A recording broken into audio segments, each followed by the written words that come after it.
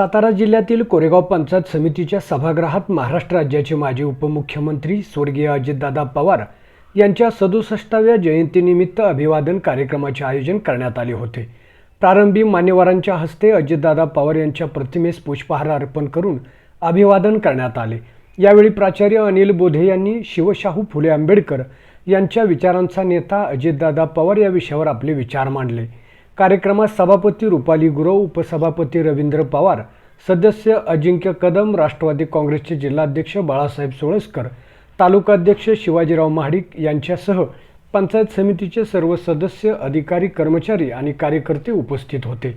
यावेळी उपस्थित मान्यवरांनी स्वर्गीय अजितदादा पवार यांच्या कार्याला उजाळा देत त्यांच्या स्मृतींना अभिवादन केले। प्राचार्य अनिल बोधे पुढे म्हणाले, महानगरपालिकेची मोठी जागा आहे, भरपूर उपलब्धता आहे, तिथे एक आयटीआय आहे, फक्त मुलांसाठी आहे, त्याला मुलींसाठी आयटीआय पाहिजे, औद्योगिक प्रशिक्षण संस्था कोणासाठी पाहिजे, मुलींसाठी पाहिजे।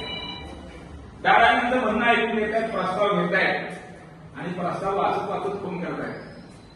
तंत्र शिक्षण मंत्री दिलीप वळसे पाटलांना फोन करतायत, वळसे पाटील साहेब, हा प्रस्ताव माझ्याकडे पिंपरी चिंचवडच्या महापौरांनी दिलेला आहे आणि आज दुपारी ह्या विषयावरती लगेच मिटिंग लावून आपल्याला महाराष्ट्रामध्ये मुलींच्यासाठी औद्योगिक प्रशिक्षण संस्था सुरू करायची कोणाला आम्ही काय म्हणतो, फुले शाहू आंबेडकरांचा विचार करणारे अजितदादा पवार, आम्ही काय म्हणतो, छत्रपती शिवाजी महाराजांचा विचार करून देणारे अजितदादा पवार, चव्हाण साहेबांचा विचार करून देणारे अजित पवार, तर प्रत्यक्ष काम केलेलं आहे। जे काम महात्मा फुलेंनी मुलींची पहिली शाळा काढून गुढीवाड्यामध्ये पुण्यामध्ये सुरू केलं, तेच काम अजितदादा पवारांनी मुलींसाठी आयटीआय काढून पुण्यामध्ये सुरू केलं। ही गोष्ट लक्षात घ्या। कबड्डी खेळणारी एक कलम नावाची कोकणामधली मुलगी, कबड्डी खेळताना पाय फ्रॅक्चर झाला, दुखापत झाली, रॉड टाकण्याची वेळ आली, तिथले लोक अजितदादांकडे गेले, कोकणाच्या दौऱ्यावरती जाणार होते, म्हणजे असं मुलीला कबड्डी खेळताना आलेला आहे, पैसे नाही, मी बिल भागवतो दादाने सांगितलं। प्रत्येक सर्वसामान्य माणसाच्या गोष्टीमध्ये बारकाईने लक्ष देणारा नेता, इतका मोठा माणूस आपण गमावला, हिमालय एवढा माणूस आपण गमावला। दुर्दैवानं नियतीनं त्यांना नेलं, पण मित्रांनो मला आठवतंय की ज्या दिवशी दादा गेले त्या दिवशी या महाराष्ट्रामध्ये असा एक माणूस नाही ज्याच्या डोळ्यामध्ये पाणी आलं नाही, या महाराष्ट्रामध्ये असा एक माणूस नाही की ज्याच्या डोळ्यामध्ये अश्रू आलेले नाही।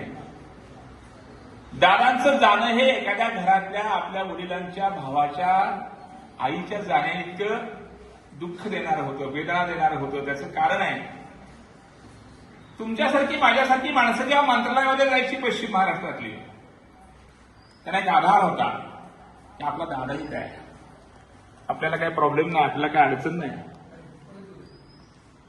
आणि या आधाराने, या आशेनं, अपेक्षेनं महाराष्ट्र दादांच्याकडे बघायचा। अनेक वेळेला मुख्यमंत्री पदाला सुलकावणी केली त्यांना, पण खरं सांगतो, यशवंतराव चव्हाण जर हयात असते, वसंतदादा पाटील जर हयात असते, पंजाबराव देशमुख जर हयात असते, ही जुनी माणसं खरोखर असतील तर दादांचं बरोबरून त्यांनी कौतुक केलं असतं, दादांना मुख्यमंत्री केला असतं।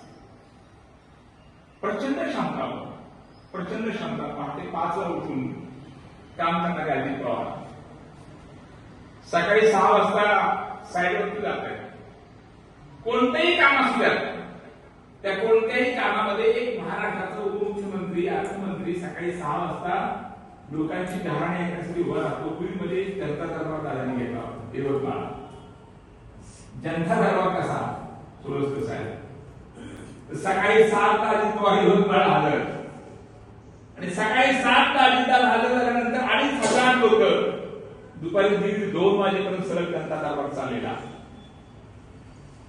एका दिवसाच्या सकाळी 7 ते दुपारी 1:30-2च्या जनता दरबारामध्ये अजितदादांनी 2,000 माणसांचे प्रश्न निकाली काढले, 2,000 माणसांचे प्रश्न निकाली काढले। कोण होते हे मला नंतर माहिती झालं, तुम्हाला ते कळणार नाही, नार्वेकर साहेब समोर होते। सांगण्याचा उद्देश काय, नजरेवर सुद्धा अजितदादांची देहबोली हा एक अभ्यासाचा विषय मित्रांनो, काय देहबोली होती माणसाला लावलेली। दादा स्वतः मला म्हणायचे आणि मला जन्मजात शहाणपण आहे. माझ्या अशी भाषा ही मराठी साहित्यामधल्या लोकवाङ्मयातून समृद्ध केलेली अशा प्रकारची भाषा आहे. आणि तुला समजतं का म्हणले की माणसाला समजत होतं, जास्त सांगायला लागत नव्हतं. हे अजितदादांचं स्किल होतं, कौशल्य होतं.